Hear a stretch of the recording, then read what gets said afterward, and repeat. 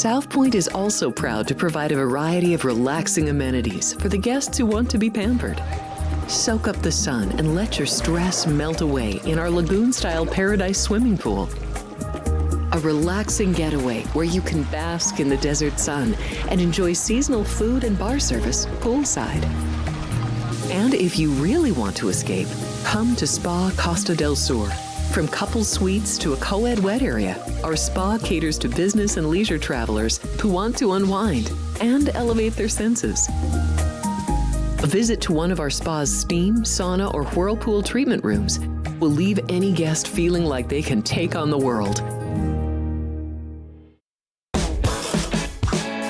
Our gaming amenities include over 60 table games and over 2,600 of the most popular slot and video poker machines.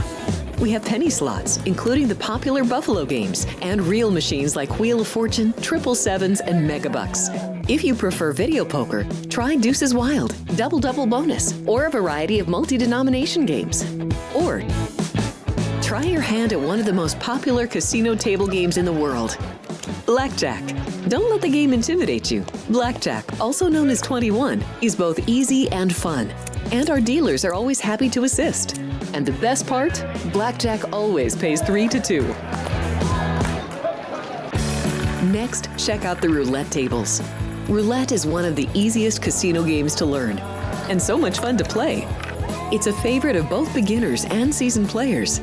In addition to blackjack and roulette, our casino pit features over 60 popular table games like Baccarat, Pai Gow Poker, 3-Card Poker, Ultimate Texas Hold'em, and Mississippi Stud. So get out of your room and come join in the fun.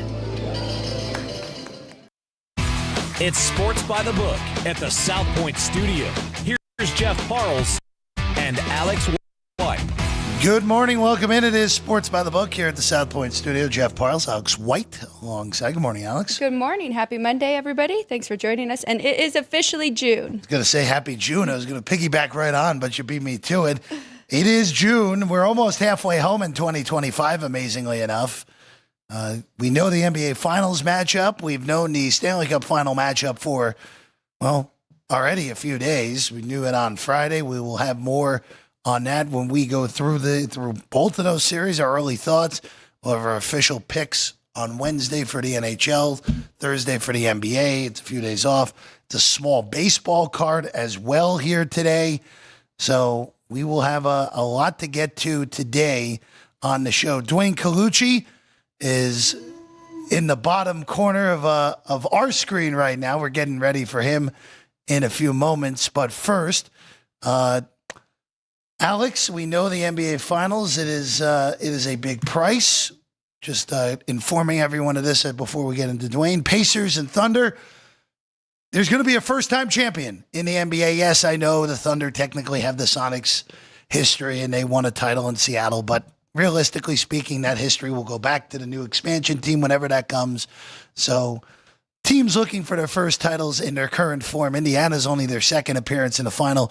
Oklahoma City, their second appearance in the NBA Finals since moving from Seattle in the early first decade of the 2000s. Kind of putting you on the spot here, yes. But I trust your memory. Do you remember how big of a favorite Boston was last year? Because right here we're seeing Thunder minus 650, which is pretty telling in how the market thinks this is going to go. I mean, I'm even seeing minus 1.5 for OKC, minus 250. So I got to imagine Boston was pretty big over Dallas last year. Nothing like this. Wow. Nothing like this. It was only 2.25, which in retrospect was a really darn good price on Dallas, on Boston last year. Yeah, well, look, we talked about this with Chris on Friday, where there's only so high they wanted to go with this price once the series was set because they didn't want to get inundated with dog money.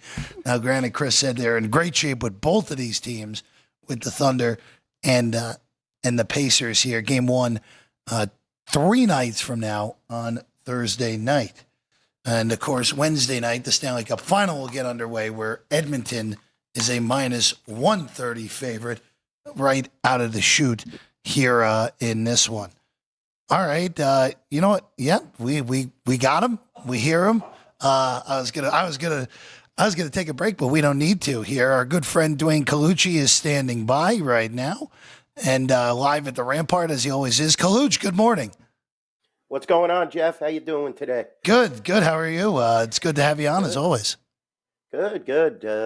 Just waiting now for playing the waiting game for the NHL and the NBA Finals, and definitely two exciting series. I tell you, I think the line is way too high. The Pacers definitely have a chance and could compete. So we're seeing almost 7-1, which is unbelievable on a series price for the NBA Finals. But rightfully so. OKC is unbelievable when they get their game going. They're going to blow you out. We talk about it time and time again. How many victories by 10 or more points? They have the MVP, and they have a well-rounded team. A lot of these guys, I was just listening to Rick Carlisle, and what goes under the radar is how well they play defensively, not only offensively with Gilgeous-Alexander and even guys like Caruso. They step in, they play, such a well-rounded and solid game. And this is, an up-and-coming team that's going to be a force to be reckoned with, definitely for the next 5 to 6 years. We know how free agency plays, but, a lot of these kids are young on this team, and this is a fabulous job that OKC did building this dynasty or possible dynasty. And, credit to the Pacers. They beat my Knicks, and the Knicks, you could tell they just don't have that fire. You don't have that will to win, that killer instinct that, Jordan brought, Kobe brought, Reggie Miller, and it was always at the Knicks' expense. And, now you have Halliburton and these guys. Siakam had a fabulous series, definitely deserved the MVP. There were a few games where Halliburton disappeared, and, whether he thought he was going to win or, whatever they're putting out there on social media, Siakam was definitely the MVP of that series. And, their game plan was executed so well by Carlisle, just running the Knicks out of the building in that last game. The Knicks really looked winded. And, that's that thin roster. This is what happens. The whole season, you watch Thibodeau just use a 7-man rotation, if that, and it really comes to bite you. He started to use Shamet and those guys in this series, but it's too late. I mean, the NBA season is so long and grueling. People don't realize you're running up and down a court, 82 games. Most of these guys played 70-plus games, and the Knicks just got a little winded, and, Bridges looked confused late in the game, and Towns did, and Brunson just couldn't do it by himself. He's got the most shot attempts. You see that in the NBA playoffs, and he is the Knicks' go-to guy, but you have to have some complementary players. I say it time and time again. I don't believe he knows how to use Anunoby in the right offensive scheme, talking about Thibodeau, and it definitely paid the price. When Brunson was banged up, OG was the beast that was putting in 30, 35 points. You got to go to this guy. He's phenomenally talented, but it doesn't seem like the Knicks, they get enamored with trying and match three-pointers with this team, which is going to be very difficult. You saw how they shot in game one, the Pacers, and, definitely OKC will have their hands full as well in this series. I don't want to simplify it too much, Dwayne, but I do want to talk this through with you, looking at the finals exact results that we have here at the South Point. And we were just talking about Boston last year, minus 225 to win that series. And we know they were historically good as well. Now we have this Thunder team minus 650. So for them to win in 5 is plus 175. For them to sweep, plus 330. Is it worth taking a little bit of that, or is there something about this Pacers team maybe we got to give them a little more respect? Well, I think they deserve a little more respect. I mean, this is the NBA Finals. Alex, it's so tough to sweep. And you saw that even Minnesota, as inept as they were in that series, were able to steal a game. So, definitely that Indiana crowd is going to be fired up. It was so loud there in that last game, and it definitely also took its toll on the Knicks. So I think they're selling the Pacers a little short here. I think it's going to be a 5 or 6 game series. I do like, that plus on the 5 games for the Thunder. And definitely, yeah, Alex, I know you're all about money management. So, yeah, why not take a flyer on that? I definitely think that, one game the Pacers will win. 2 is like kind of really, really stretching it, but anything is possible. This is the NBA Finals, and this team earned, their spot to get there, Alex. So definitely, you got to give the Pacers some respect. And Siakam, he's going to play hard. Halliburton's going to be heaving in those threes, and you get that supporting cast going like you did in Game 1, and you start making 9 straight 3-pointers. It's going to be difficult for OKC to sweep. 5 feels right. That's where I would be at this point. I think 5 is probably the way that it goes. Minus 650 overall. Dwayne, Chris again talked about you guys are in pretty good shape in the future book, and there's a limit to how high you can make this price without just getting totally walloped on the dog price. And pretty much the market has settled into this pocket. Some books just varying the price on Indiana about 10, 15 cents one way or another. You guys are right in the middle of that plus 475. Yeah, definitely, and I think it's, the right price, but it is a little high. We have to pump it up just because of the way OKC presents themselves, Jeff. You see it. When they get going, it's like a buzzsaw, and that's another massive crowd that, the people just get so loud. And this time of the season, and OKC, with all they've done in the regular season, they really want to put these Pacers to sleep. Now, the Pacers don't think that they're going to be tired or anything because you have this long gap in between games, so they're going to be well rested. And the telling tale is going to be Game 1. We're going to see how the flow goes, what the Pacers scheme is going to be to slow down this high-octane offense and to slow down SGA, the MVP. I mean, this kid is phenomenal. He's unbelievable. He could score from anywhere on the court. You could see he has certain favorite spots, too, Jeff, that, they know right how to pick and to get him to those spots where he's just going to bury you. And they're going to have a big defensive scheme. This is a lot different than Jalen Brunson. I'll tell you that right now. And on the other side of the ball, like we said, they play phenomenal defense. They have so many different role players. They're deep. That's what it is. They're so deep. And, even guys like Toppin, and they're going to have to chip in. They're going to have to help out. It can't just be the starting 5 for the Pacers. Otherwise, they will lose in 4 straight. I'll tell you that right now. They'll get blown off the court. I am so intrigued to see how this first game goes. Of course, looking at it for Thursday, OKC a 9-point favorite at home, and the total 230.5, which I think is the right number. We know both of these teams can and will run, but at the same time, Dwayne, you talked about the Thunder and how good they are defensively as well. Yeah, definitely, Alex. I mean, and you saw what happened to Minnesota. That last game, they got 94 points. I mean, they just got destroyed. And yet, OKC still put up 124, which is amazing. I mean, this team is just phenomenal. I mean, you look at the way they shoot. You look how deep they are. I can't say it time and time again.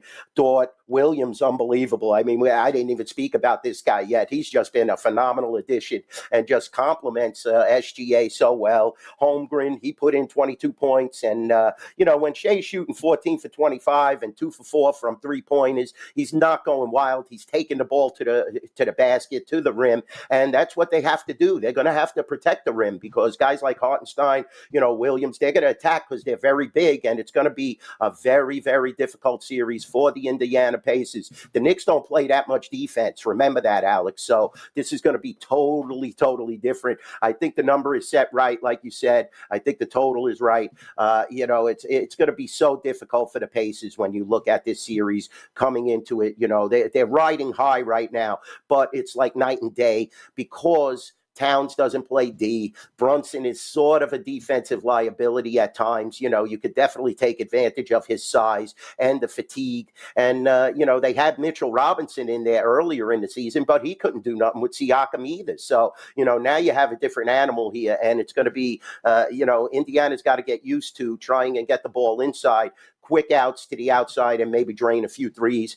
Carlisle will definitely, he's one of the best coaches ever, so he'll definitely have a great scheme. But sometimes, this OKC team clamps down. You don't even get 100 points. So that's why they're the best team in the NBA, and that's why they're almost a 7-1 favorite in this series. Dwayne, going to hockey, we get the rematch. It's Florida. It's Edmonton 2.0. You could get a nice best of 14 when it's all said and done between these two teams over the last 2 years. Edmonton, small favorite with home ice, minus 130. Both of these teams are going to have At least 5 days off. Florida an extra day. So rest will not be a factor here. This is what you really wanted once Florida steamrolled through the East. A rematch of two teams playing their best hockey at the right time of the year. Jeff, we said it 3 weeks ago, the winner of that Toronto series was going to win the, Eastern Conference, and we were definitely right. Yeah. We were all over that. That was a great, great series, too. Credit to Toronto that they were actually the team that pushed Florida the furthest. I mean, you look at this last series, and the Hurricanes had absolutely nothing to offer, and they just got destroyed, blown out. Unbelievable. I mean, this is just a home ice favoritism, in my opinion. I still think Florida's the best team in the NHL, and now you have Hyman injured as well, who was playing fabulous for Edmonton. So, all you have to do is rattle Skinner a little, and I think Florida's going to do it. This is another series where Alex, start looking at the 5-6 games in this range for Florida to win him, because you know how I feel about Edmonton.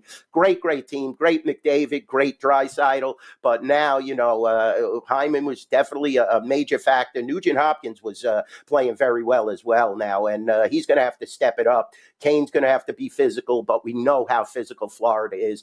Look at this roster. I mean, it's just incredible, top to bottom. They're the best team in the NHL. I like them in 5 to 6 games. We're going to throw those odds up right here for you, Dwayne. So looking at Florida in 5, 6-1, Florida in 6 plus 450. So, I mean, these odds are a lot better. It's telling that we're definitely going to get more than 5 games here, 11-1 on either side for a sweep, which I definitely don't see happening. Of course, we did see 7 last year. So, yeah, you like that Florida in 5 or 6?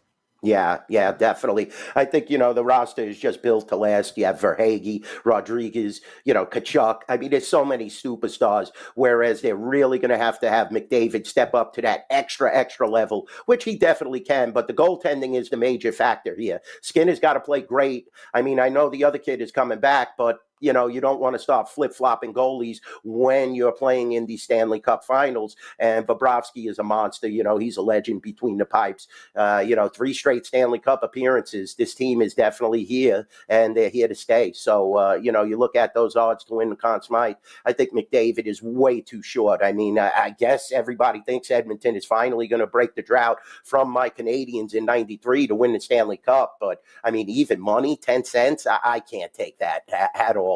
Barkov, look at these guys. Kachuk at 26-1 is massive value there.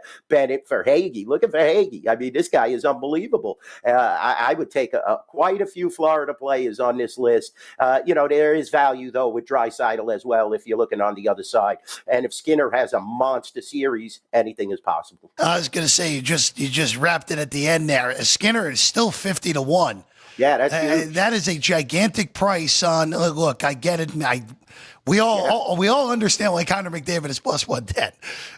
There's the value, though, Jeff. There's the value. No, you hit the nail on the head. Skinner. It's look at 50-1. Bobrovsky. It's 270. Yeah. And you're getting the opposing goaltender is 50-1. If he gets hot, there's your value. And again, of course, McDavid won it in a losing effort last year. Won the Conn Smythe, was the first one since John Sebastian Giguère in 2003 in order to win the Conn Smythe without winning the Stanley Cup. It'd be a very hard press to see that happen again.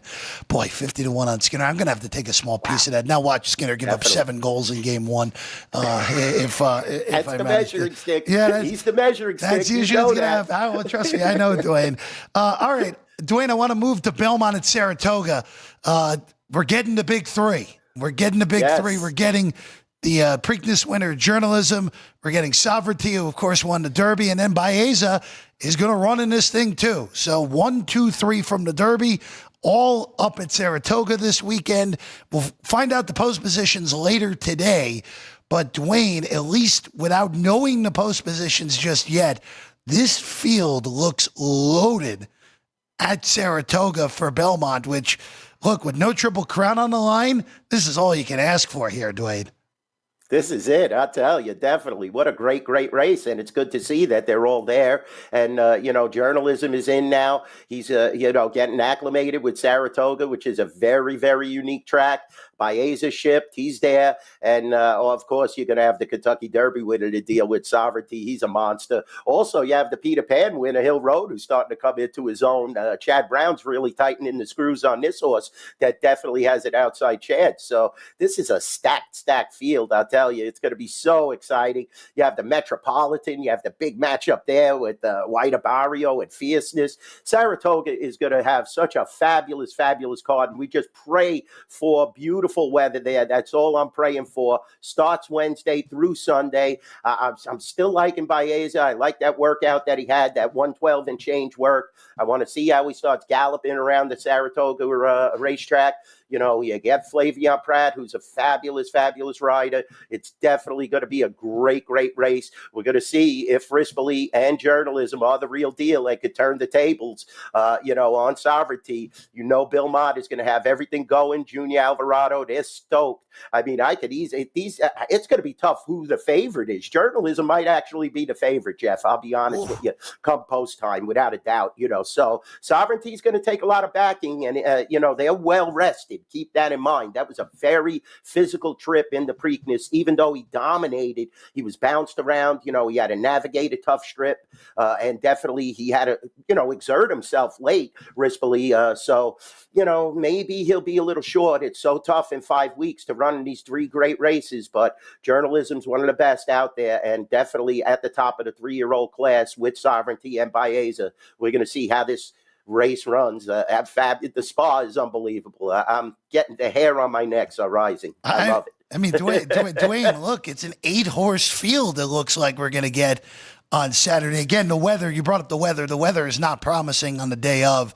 Just would hope that 50%, that 55, 60% chance of a thunderstorm ends up on the wrong side of the 60%, which would be great for us. Lake George. Yeah, exactly. You know it, Dwayne. It end up on the other side of Lake George. I mean, this field, Dwayne, we don't in the modern era, we don't see this type of field when the Triple Crown is not on the line. When the Triple Crown's on the line, all right, everyone runs to make it more of a quote unquote challenge for the horse that has a chance to run it. But I mean, you mentioned it. The top 3, Rodriguez, who of course was scratched from the Derby, is now back in this race.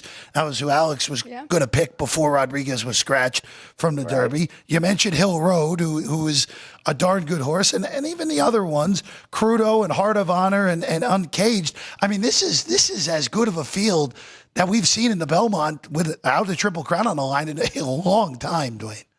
Yeah. And if Crudo gets in, he was monstrous as well. I mean, you saw what he did on Derby Day, and that was definitely a beautiful, beautiful race. And we'll see if Pletcher throws him in or, Bobby Flay, the ownership there. We'll see what happens there. Definitely, he's built, for a monster late campaign with the Jim Dandy, the Travers, and all that. And definitely, Alex, I saw her little video. Rodriguez, Bob Baffett, the master. You don't need to say any more about him. You see what he's done in several Travers. So his horses, he knows how to get horses ready for Saratoga. That's why I make the comparison with the Travers and the Jim Dandy. This is totally a different surface than Belmont, Big Sandy, as opposed to the Spa. Totally, totally different. So, it is it's also a shorter race than what the traditional Belmont Stakes is of 1.5 miles. You're going back to 1.25 miles. So you definitely have to make your moves a little quicker than that long stretch at Belmont where you could eventually reel a horse in like Victory Gallop did and so many others that were attempting to win the Triple Crown. A horse like Easy Goer was just built for Belmont Park, and Sunday Silence was more of I think he would have did a lot better if the race was at Saratoga way back when. But, this is it's a different scenario now, and we've had it for the last, I believe, 1 more year. They're actually going to run the Belmont at Saratoga. So, the Breeders' Cup is coming to Belmont Park. Once that facility is back, it's going to be unbelievable. The NYRA is doing the right things for the horse racing game, as opposed to California here on the West Coast, where we have no more Northern California racing. The state stepped in, they took control. Now they're building this fabulous facility on Long Island. It's just amazing how the MYRA embraces the sport. And definitely moving forward, they're going to be one of the major players along with Kentucky and, hopefully Florida remains. But, California outside of Del Mar, very difficult to get all these entries filled at Santa Anita and Los Alamitos. So they have to definitely look at the MYRA blueprint and improve the game. That's why we're seeing these great horses line up in this field for the Belmont, because it is at Saratoga, and Saratoga is synonymous with big purses, the greatest race meet in the world, in my opinion. So definitely it's going to be a great, great race. You have so many minor players here other than the big three that could upset. Before we get to baseball, anything happening before or day of the race, either at the Rampart or here at the South Point, that we should know about? Well, definitely, we're going to have it fired up on the video wall. We'll have it on the center screen, Alex. I take care of my race players very well. We still got our drink tickets going. We have racing forms. We dedicate 2/3 of the video wall on the big days, the Preakness Kentucky Derby and the Belmont Stakes. And this is just going to be a fabulous, fabulous festival. And come out early. Don't forget, it starts Wednesday. Usually, Belmont and Aqueduct only run a shorter week, but this is going to be Wednesday through Sunday, Alex. Just a great, great racing festival. Come out and see us at the Rampart. I know that, Steve will be doing a great job as well at the South Point. And we're the two places, either side of town. If you're looking for a great horse racing experience, come and see me, come and see Steve and Chris Andrews. We know how to do it, definitely. And we take care of the locals at the Rampart as well as at the South Point. And it's just going to be a great, great vibe. I have so many great race players that I can only thank enough for making it a successful race and sports book here at the Rampart. Not just the sports. We definitely embrace the horse racing players here. Now, I feel like I'm typically trying to defend the American League and make a case for one of these teams to really be able to make a push and win the World Series. But the Dodgers sure flexed their muscles this past weekend, taking 2 out of 3. Yankees did avoid the sweep. Thoughts on that and just the National League and really the Dodgers, who've been a little up and down for having such a high win total coming into this year?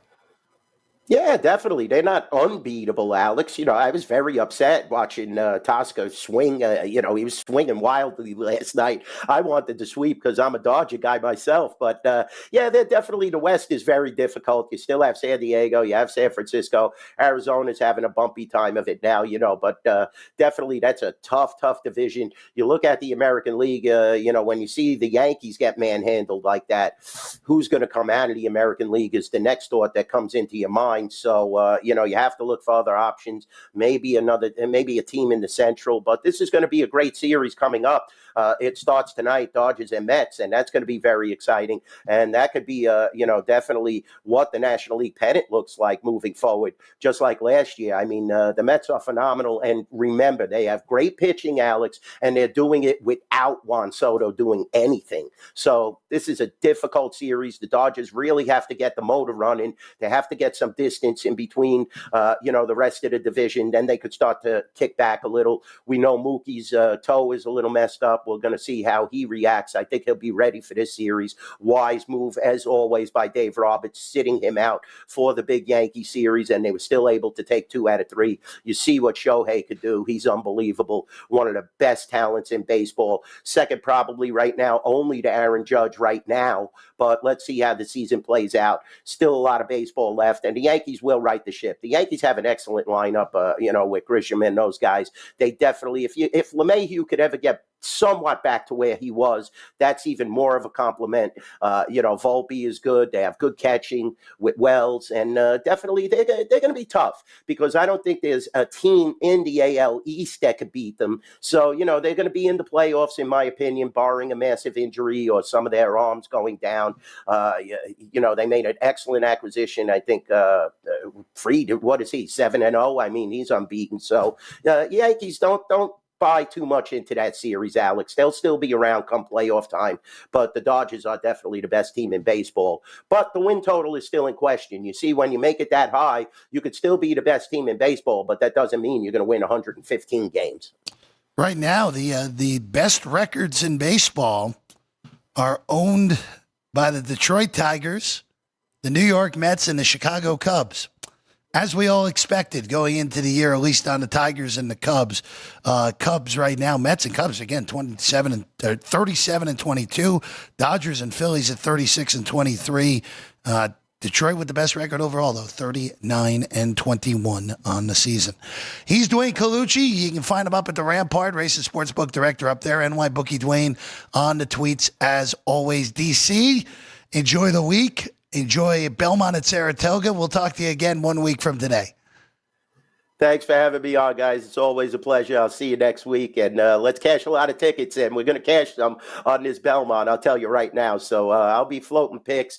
Definitely listen to the Race Day show, and I'll hit you up, Jeff, with some picks that you could give out on Sports by the Book. And, we had that monster winner, what was it, a couple of weeks ago there, where we gave out that $75 exacta, and, we had a $20 winner. So, definitely horse racing is where put in a little investment, you can make a lot of money. It's very easy to do that if you study and watch the racing form and watch the races as opposed to hitting an 18 parlay. That's very difficult. I'll tell you that right now. Dwayne, thanks as always. We'll see Dwayne next week. The trivia question is going to be in the bottom momentarily. When we get back, baseball for Monday, Alex and I will break down the 7 games on the card when we get back. Sports by the Book, South Point Studio. Football contest sign-up season is here, and you don't want to miss out on the action. With millions of dollars on the line each and every week in the world's biggest football contest, there's only one proxy to trust, footballcontest.com. Maddie and Tony have set the gold standard for football contest proxy services with 20 years of experience and over $13 million in winnings for their clients. All you have to do is get to Vegas between now and the start of football season to sign up in person, and they do the rest, making sure your picks are entered every week. Whether you want to play in the Circa Sports Million, Circa Survivor, Super Contest Gold, or the new Super Contest College Contest, Maddie and Tony have you covered. Their new website has everything you need to know about these football contests and more, including how you can reserve the best proxy in the business. Experience matters, so go with the pros at footballcontest.com, the gold standard proxy service.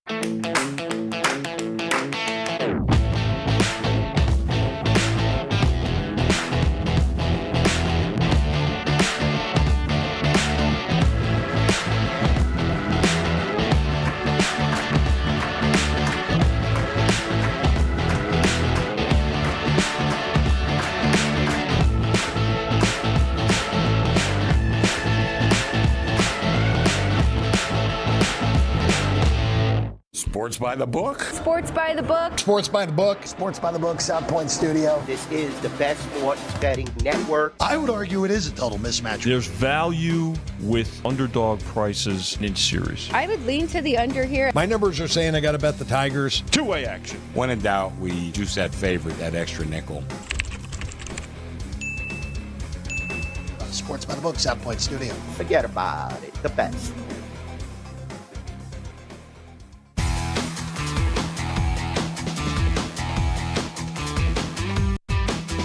Welcome back in Sports by the Book, South Point Studio. Jeff Parles, Alex White. Big thanks to our guy, Dwayne Colucci. We'll have Alex will make sure to have his pick on Friday officially for the Belmont Stakes at Saratoga. Again, they got to get lucky weather-wise because the weather right now does not look promising. But the weather report is also 5 days from now, so they plenty of chances for it to be perfect up there in what is, to me, the prettiest spot for racing in this country. Beautiful, beautiful place if you've never been up to Saratoga Springs. All right, baseball, 7 here on the card today, Alex White. Short card in this one. We start in Miami. Oh, boy. The Rockies, look, bless their hearts, but they are heading towards a depth of despair that has never been seen in the modern era. And we just saw the worst team in the history of baseball last year for the modern era. And the Rockies are well on pace to shatter what the White Sox did in the worst way possible. Alex, they're 9-50. They now have the most games played without reaching 10 wins in baseball history. Jeez. It's not good. It's not good. They take on the Marlins, who stink in their own right, have the third worst record in the National League. And Max Meyer, who was awesome the first 5 weeks of the year, has really come back to earth, is almost a $2 favorite here in this game. He's minus 185. Herman Marquez, again, this has been the holy trinity of disaster for the Rockies in their rotation. Marquez, as Sanzatello lowered his ERA on Saturday because he only gave up 1 run an inning. Marquez, 7 ERA. Meyer, again, brutal over the last month. Alex, is there any way we could take the Rockies, but with the Marlins being this big of a favorite, or is this just stay the hell away from it? I think this is a definite stay away. I would say there is a little value getting that plus price, maybe looking at a run line for this to be a pretty close game, because I also think that 8 is too high. So, I mean, yeah, that's the only way you could play it is the run line, but I really have no interest. I mean, I was talking about the Rockies going into the last series, and now looking at their last 7, their offensive numbers are just down so bad. 168 batting average as a team, 24 WRC plus in the last 7.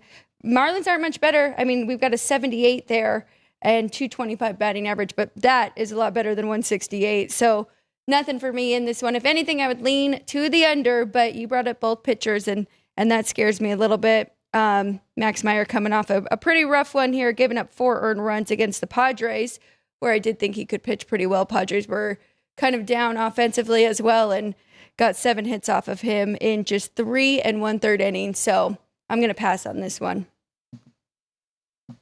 Next up, we go to Cincy.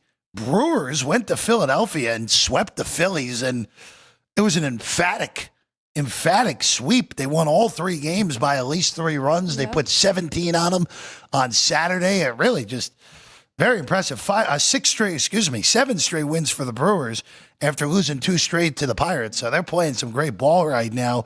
They go to Cincinnati. We've talked about the Reds, inconsistent again. They lose 2 out of 3 to the Cubs, where, again, their offense had a great game on Friday, and then they scored 3 runs the next 2 days combined.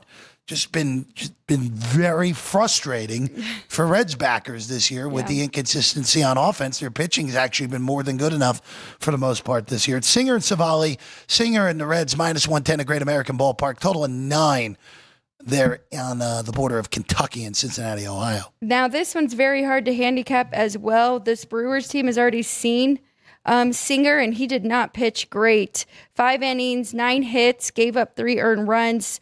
He did have 7 strikeouts and just 1 walk, so that is promising there. On the other side, I don't really trust Savali coming back after injury. Just 3 starts for him. He is starting to go deeper into games. So against Boston, he did go 5 innings, just 1 earned run on 3 hits. So that's promising there. I don't like the fact that the Brewers already took 3 out of 4 in the first series. You know, the Reds are going to be ready for this one. Coming back home, but just with that win streak that you talked about from the Brewers, I really can't jump in and make a case for the Reds, but that's the side I'd want to bet here. So it's a pass for me on this one. I would only look to Cincinnati. I know that usually you give for a streak in a positive way. It would probably favor Milwaukee here, but streak stopper here. Brewers are just playing out of their minds offensively right now. This is a pretty average offensive team that has really just blitzed through everybody over the last week. Other than that three spot against the Red Sox on Memorial Day, been 5 or more in every single game, and that 17 on Saturday. So blistering offense right now. Don't see that continuing, but you're playing in the right ballpark. Playing in a great hitter's ballpark, as we know, in Cincinnati. I know both of these offenses too. I mean, 9 feels a little short here, but I do think that is the right number. To your point, we know Brady Singer. I mean, I know he's at a different ballpark, but he's always been relatively good at home. Consistent, yeah. So, and that's a mixed bag ballpark in Kaufman. Based off the dimension, it should play as a pitcher's park, but it has not over the last 7 years. Has definitely played more towards a hitter's park, as we've talked about with those home road splits for the Royals. All right, we go to San Fran next. Big series in the NL West on McCovey Cove here tonight. Giants and Padres. Logan Webb's a big favorite at home. He's minus 175, plus 160 on the take back for San Diego. With Kolek. Kolek, of course, last time out gave up 6 runs in the first, but ended up winning the game because the Padres exploded against Miami's pitching last week. Total of 7. Boy, seems like a good price on San Diego, but Webb has not pitched his best his last 2 times out. Feels like a good spot for Webb to get himself right back at home. I agree. And looking at this Giants, it's a terrible spot for them. I mean, they're traveling. They're finally getting back home here. So that makes me nervous to even back them as a team. But I think that you can back Logan Webb here. Maybe even an under, because like I said, with the Giants traveling, have to play this first game back on a Monday. Maybe their bats are not quite as hot here, and Kolek pitches a good game. So if anything, it would be an under for me. I think that price is just a little bit steep here. Not enough to take back on the Padres. I think 7's probably the best way to play this, going under that full game total. Let's go to the game of the day, Alex. By the way, I'm passing. The only thing I would consider here would be a first 5 under, but boy, I'm not going 3.5 with Kolek. I'm just telling you that right now. Yeah, as good as Webb is, I'm not going 3.5. If we see a 4, maybe, but if 3.5 is just too shy in this game. By the way, standings wise, and again, it's still too early to really make any big broad, hey, what is this going to look like playoff wise? This is a big series for June, where the Giants, again, have played over their heads to a lot of people. The Diamondbacks can't get out of their own way at the moment. You look at those NL West standings, Dodgers did not play their best ball in the month of May. They were only 2 games over 500. Hey, there's a path here, especially if you play at a high level, if you're San Diego or San Francisco, especially with the Dodgers beginning a huge series at home tonight against the Mets, who took back first place in the NL East over the weekend, where the Mets swept Colorado and Philly got swept by Milwaukee. Speaking of that Met-Dodger series, let's go there. We'll just go to SoCal now. These 2 teams played in New York 2 weekends ago. Mets took 2 out of 3. Paul Blackburn makes his season debut for New York. It'll be Dustin May on the other side for L.A. Minus 155 for the Dodgers, plus 40 on the Mets. 9.5 to total. Again, big total at Dodger Stadium again here. Yeah. Again, we saw a ton of offense over the weekend, so with better quality pitchers than this here today. It's very simple for me in this. What version of the Mets offense are we getting? Are we getting the one that has been at Citi Field, or are we getting the one that's been inconsistent on the road? Mets have huge home road splits. They're 24-7 at home, best home record in baseball. They're 13-15 away from it. I would just steer clear here. I really still don't trust Dustin May that much. But this is Blackburn. I'm not sure what we're getting out of him in his first start of the year, so this will be a nice stay off for me. Well, you just spoke about why this is a great over here, and I do think at 9.5, I think that's a pretty good number here. And Alex, you can get some 9s still out there as well. I would love a 9. I think that is the play here. I also lean to the Dodgers here with Dustin May, and for them to kind of just keep this going. Yankees, as I mentioned earlier with Dwayne, did avoid the sweep, but I mean, they were so dominant in those first 2. They're really hitting well. 315 as a team over the last 7. 167 WRC plus, the best on the board going today. Next, though, is the Brewers, who we talked about, and then the Mets right there as well. 133 WRC plus and 257 average. So I know that they did get to see the Rockies starting pitchers, but I think they can keep that going here a little bit. And Dustin May, I mean, he has given up 3 in 2 of his last 3 starts. So I think they'll be able to get to him a little bit as well. So definitely over. And then it's a lean to the Dodgers. I think that is a pretty cheap price here for them, especially when we don't know what we're going to get from Blackburn. Be interesting to see how long Blackburn goes. He actually pitched pretty well in his rehab starts in AAA Syracuse. Mets going to a 6-man rotation over the next week plus, just to, again, say they've pushed Senga a little bit harder than they would have liked, get him a little more rest over the next few weeks. Would not shock me if this is if we see this again in October. We saw last year in the NLCS. When push comes to shove, I still think these are the 2 best teams in the National League and 2 of the 3 best teams in baseball at the current moment as well. All right, we go to Boston. Red Sox still need to make a push at some point. 3 games underwater right now. Richard Fitz will go to start this game for the Red Sox. Tyler Anderson goes for the Angels. Minus 40 on the Bo Sox, total of 9.5. Alex, Fitz only went 3 innings in his first start, kind of more of an opener role, and he extended a little bit more. I like the over here. Now, the only concern is that we have seen Anderson pitch at a high level at times this year, but in that ballpark, wind is blowing slightly out lightly. It's going to be in the low 70s at first pitch. Optimal offense weather here would only be a look to the over, especially since we may end up getting to 10 by the time this game starts. Total-wise, I do agree with you. I do think over would be the play for me in this one, especially looking at Anderson. I mean, 288 batting average in his last three, or his opponent's batting average in his last three, 662 xFIP. So those numbers are kind of telling you that he could definitely get hit up. Only southpaw going today, but I like the Red Sox against lefties too. 10th best OPS, so I think they're okay there. Just looking at their offensive numbers, both of these teams are down in the last 7. I think that number is a little high on Boston, -140, even though I was just saying how Anderson can get hit. I also don't really trust Fitz on the other side, so it might be a good Angel spot, but I'm going to stay away. That +125 is tempting, but I think there's some better plays. Going up to Chicago next, the other Sox, the White Sox host the Tigers. White Sox got swept over the weekend in Baltimore. Maybe that gets the Orioles going in the other direction. Tigers, as we mentioned, best record in baseball. They're 39-21. They just had the oddity of playing back-to-back 1-0 games. They won the second one. They lost the first one, 1-0 yesterday in Kansas City. And that was Montero in the bullpen that did it yesterday against KC. And, of course, the game before that, Skubal just got beat because of the bullpen let him down. It was a run against Brisky that got it done for KC that day. Alex, I almost never advocate for laying over $2 in baseball at any circumstance. I'm a little befuddled that Detroit's not a bigger favorite in this game. I know Flaherty's been up and down this year. Cannon is coming off getting rocked his last time out by the Mets. Alex, I lay the 1.5 at -40. Maybe you go find a plus money 2.5.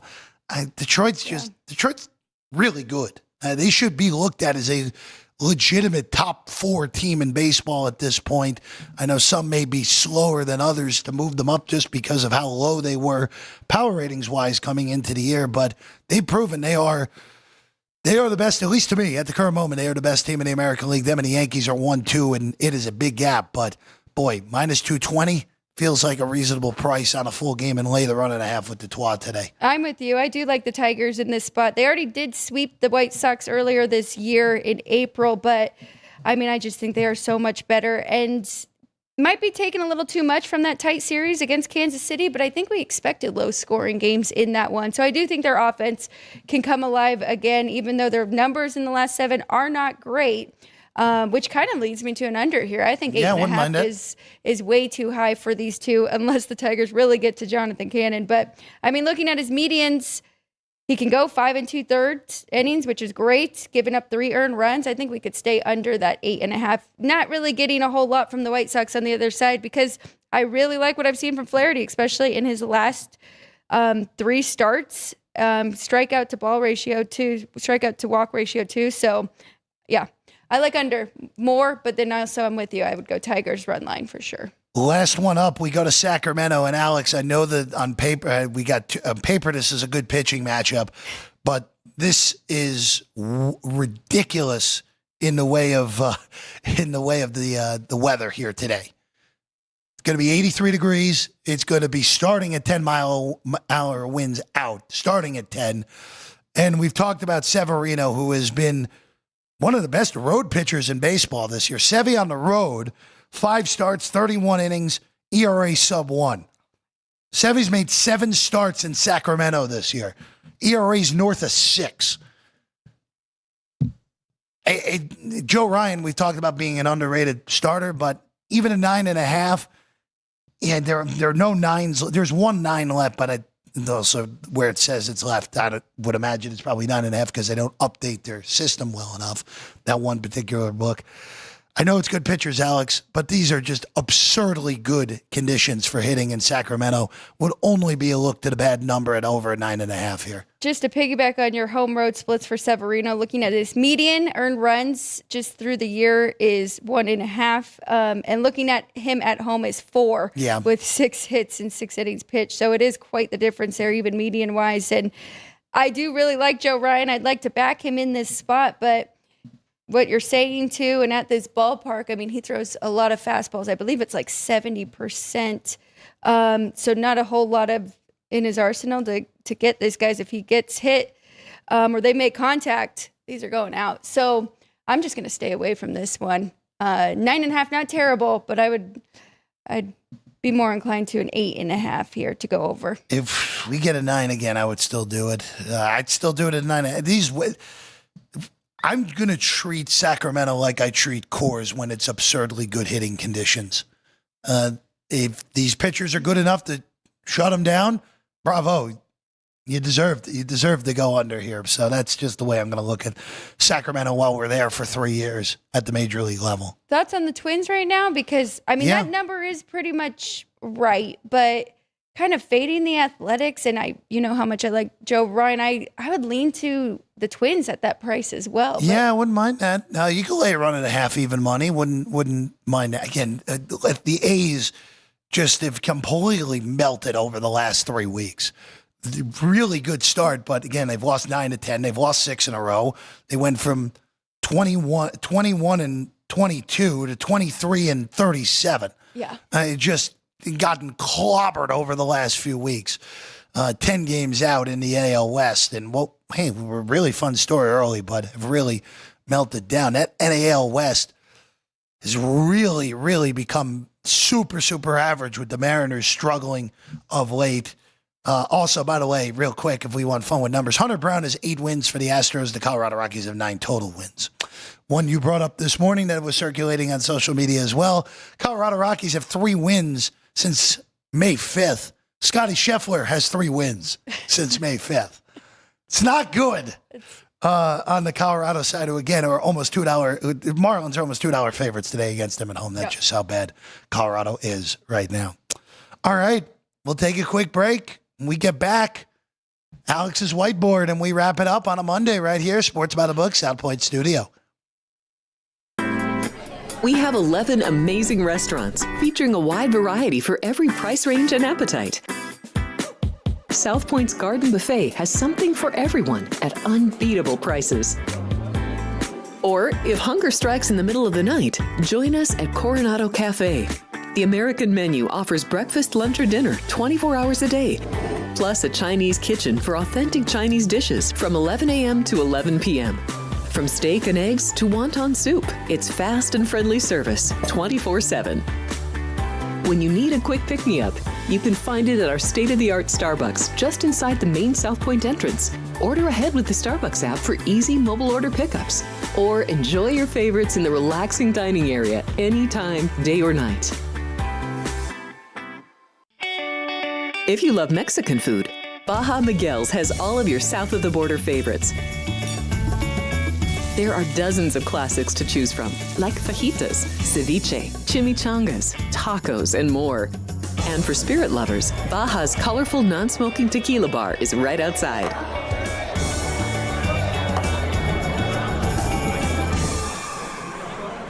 Sports by the book. Sports by the book. Sports by the Book. Sports by the Book, South Point Studio. This is the best sports betting network. I would argue it is a total mismatch. There's value with underdog prices in series. I would lean to the under here. My numbers are saying I got to bet the Tigers. Two-way action. When in doubt, we juice that favorite, that extra nickel.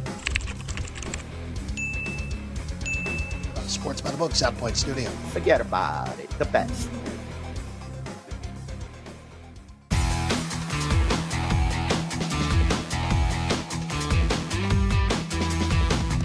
We're back in at Sports by the Book, South Point Studio. Jeff Parles, Alex White. Alex is wrapping up her whiteboard here on a Monday. Shout out to some of to all you out there in the chat. JR's in there, of course. Moses, Dean, and a few newbies in the chat. Greg, welcome. Hawksmore Mirabellis, welcome as well. Looking forward to Belmont. The post position's coming out later today for Belmont at Saratoga. All right. Yeah, I know Moses, too, did say, because we were pumping up the Thunder a lot. But, I mean, that minus 650 is just crazy. But he said RIP to his Pacers future bet, but don't rip it up. Not yet. We weren't saying that. Don't rip it. Don't rip it. I definitely don't rip it up. And would imagine your number, Moses, is pretty damn good. So definitely do not do that until the Thunder are the ones lifting that trophy, which, again, I would expect it to be in 5. But look, it's sports. Yep. Sports. $4 dogs win sometimes. I mean, the Pacers have been a little undervalued going into every single series up to this point, so we'll see. Here's your. Sorry, Alex. Probably a little bit of hedge value there, or hedge. That's hard to hedge, right? At that sort of price, right? Yeah. Well, here's the thing, though. If you're getting if you had like a 100-to-1 Pacers ticket, you could hedge it. Right. Even if you had 50-to-1, you could still hedge. Again, hedging's all personal preference. I don't hedge unless I stand to win a amount of money that can really make my life different, which only has happened twice with the way that I bet those futures. All right, let's go to the trivia question. Which 2-time Olympic gold medalist is the all-time leading scorer for the U.S. women's national team in soccer? Of course, that is the one and only Abby Wambach. It's her birthday today, so happy birthday to Abby Wambach. 45 here today. Wow. Doesn't feel like Wambach played that long ago, but of course, multiple World Cup championships, gold medalist, the dramatic goal in the 2011 World Cup. They, of course, go on to the final of that one, multiple championships as well. JR got that one right today, so JR begins June like he ended May, just dominating in the trivia question. All right. We might have to switch it up with the birthdays on the day. All complaints to Vince. All complaints to Vince. Yeah, all complaints to Vince on that one. Or he's just that good, which is possible too. Mixed bag on that here for sure. Alex, are we ready to go? I am ready, and I'm sorry I do not have a college baseball play today. We will be back for the Super Regional for some college baseball, but give me a follow on X at Alex White with 2 E's, and if I get any plays coming up here, I will tweet them out for you. Just real quick with the college baseball, as Alex gets the board all set. Chaos in that tournament. Number 1, Vanderbilt, gone. Number 2, Texas, gone. Number 3, Arkansas was the betting favorite going in, and they were really, them and Auburn were the 2 home top seeds that really handled their business this weekend. Other home seeds that are gone. Georgia was eliminated over the weekend. Duke, Kenny was on Duke. They made it out of that regional. Clemson was one that did not get through as well. Oregon lost both their first games. They're done. Yep. But a few game 7s in the regional today. Southern Miss and Miami, Ole Miss and Murray State, North Carolina and Oklahoma, Tennessee and Wake Forest. And then the shocker of all shockers with Arkansas Little Rock, who entered their conference tournament at 19-32. Yesterday, staved off elimination twice, beating Dallas Baptist and nationally ranked LSU. If you rolled that over yesterday in those 2 games, it was 122-1. Wow. They're 11-1 to win today against LSU. LSU's only a 5.5 run favorite in that one at the box in Baton Rouge. Again, it would be really outrageous if Little Rock got through. Winner of that game will play West Virginia.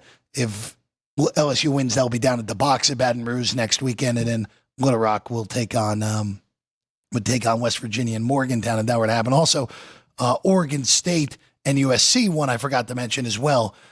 Oregon State was behind the 8 ball right away in their regional, but it made it to the final game. All right. Short card here on a Monday, only 2, not a lot of baseball to pick from, so only 2 games Alex is on here today on a Monday with the whiteboard. Really wanted to narrow it down to my 2 best plays. So I'm going to trust Logan Webb here. Also, Giants traveling back from Miami. Think their bats might be just a little bit tired here, and Kolak could pitch a good game. I'm going under 7 in that full game. I'm going over with the Mets and the Dodgers. Both of these offenses playing very well. It's Paul Blackburn and Dustin May on the mound, so I think we are going to get some runs in that one. Third one, I did not put it on the board, but I may throw it in there for to complete this and have a round robin. I'm going to go Tigers White Sox under that 8.5. I just think that's too many runs here, and Jack Flaherty can shut out the White Sox potentially. So those are my 2 best bets right there. It'll be super interesting to see what happens in college baseball today. Yeah. Tomorrow, you and I are back we'll see Kenny later this week. He'll be here on Friday, which will be great for everyone who wants college baseball. So Kenny will be here Wednesday through Friday this week. Alex and I are back tomorrow. We'll look at the whole baseball card. We may have a guest or two, so stay tuned. We'll make sure we tweet it out as well. Shout out to the crew, Ryan, Vince, and Drew Dog here today. Ann, who got stuck with not the greatest experience here today. Hope Ann is feeling better as well. We'll see her tomorrow. Alex, good luck on those two, and then on the Tigers game and the college baseball playoff tournament as well. I'm Jeff Parles. She's Alex White. We'll see you again 23 hours from now. Sports by the Book, South Point Studio.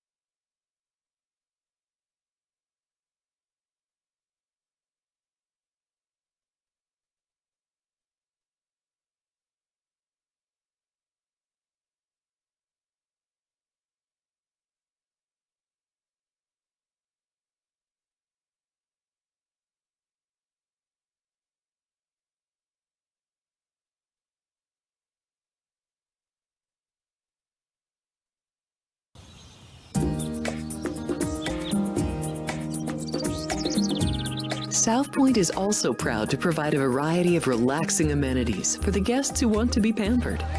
Soak up the sun and let your stress melt away in our lagoon-style paradise swimming pool. A relaxing getaway where you can bask in the desert sun and enjoy seasonal food and bar service poolside. And if you really want to escape, come to Spa Costa del Sur. From couple suites to a co-ed wet area, our spa caters to business and leisure travelers who want to unwind and elevate their senses. A visit to one of our spa's steam, sauna, or whirlpool treatment rooms will leave any guest feeling like they can take on the world. Our gaming amenities include over 60 table games and over 2,600 of the most popular slot and video poker machines. We have penny slots, including the popular Buffalo games, and real machines like Wheel of Fortune, Triple Sevens, and Mega Bucks. If you prefer video poker, try Deuces Wild, Double Double Bonus, or a variety of multi-denomination games. Or try your hand at one of the most popular casino table games in the world, Blackjack. Don't let the game intimidate you. Blackjack, also known as 21, is both easy and fun. And our dealers are always happy to assist. And the best part? Blackjack always pays 3 to 2. Next, check out the roulette tables. Roulette is one of the easiest casino games to learn, and so much fun to play.